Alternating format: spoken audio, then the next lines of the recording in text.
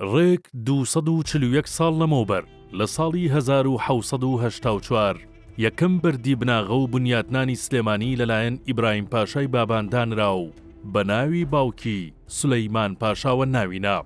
بناغەکە بوو بە شارێک کە ئەمڕۆ دوای 241 ساڵ شاری شاران و شاری ڕۆشنبیری و هونەر و شانۆ و ئەدەبە.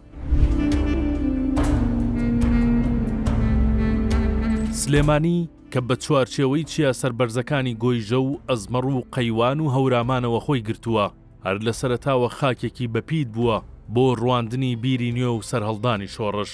لێرەوە بوو نالی سرودی عیشقی خوێند و کوردی و سالم وەڵامیان دایەوە. سێ کوچکەی شعری کلاسیکی کوردیان دامەزراند و بناغەی قوتابخانەی بابانیان چەسپان. ئەم شارە هەرگیز وشک نەبووە لە دەنگە زیندۆکان، لە پیرەمێردی نوێخواز و گۆرانی شۆڕژگێڕەوە تا دەگاتە شێرکۆبێ کەسی شاعیری ئازادی و بەختیار عەلی ڕۆمان نووس لەوێشەوە بۆ گۆڕستانی سەیوان و دەچێتە سەر گوڵکۆی ژەنەڕاڵی پاییز. هەر وشەیەک لەوێ دەنووسرێت، هەر هۆنراوەیەک دەخوێنرێتەوە دەبێتە مێژوویەکی پڕشکۆ بۆ شارە حەیاتەکە. مێژووی سلێمانی تەنها لاپەڕەی شعر و ئەدەب نییە، بەڵکو مێژوویەکی دەوڵەمەندی هەیە لە شۆڕش و بەرخودان. لەو شارەوە شێخ مەحموودی حەفید چرای سربەخۆی کوردی هەڵکرد و یەکەم حکوومەتی کوردی دامەزران، پاشان ئەم شارەی کردە پایتەخت.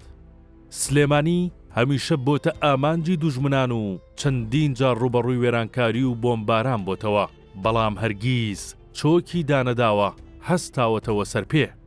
سەرەڕای فراوانی و گەورەبوونەکەی ئێستای سلێمانی، بەڵام گەڕەکە کۆن و مێژوویەکانی سلێمانی وەک کانیەسکان و سەرشەقام و مەڵکەندی و چوارباخ و دەرگەزێن هەر یەکێکیان بۆنی ڕابردوویەکی لێدێت و مێژووی ساڵەهای ساڵەی سلێمانی دەگەڕنەوە.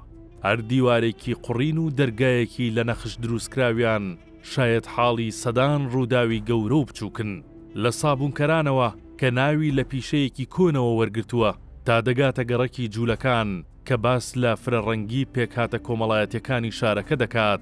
هەموویان وەک مۆزەخانەیەکی زیندوو ڕابردووی سلێمانیان هەڵگرتووە.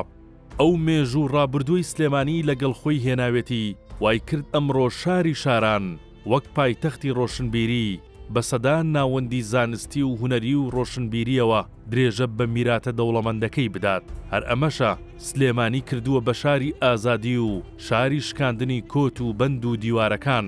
ئەم سیفاتانەش وای کردووە سلێمانی نەڕام بکرێت نەڕاو بکرێت.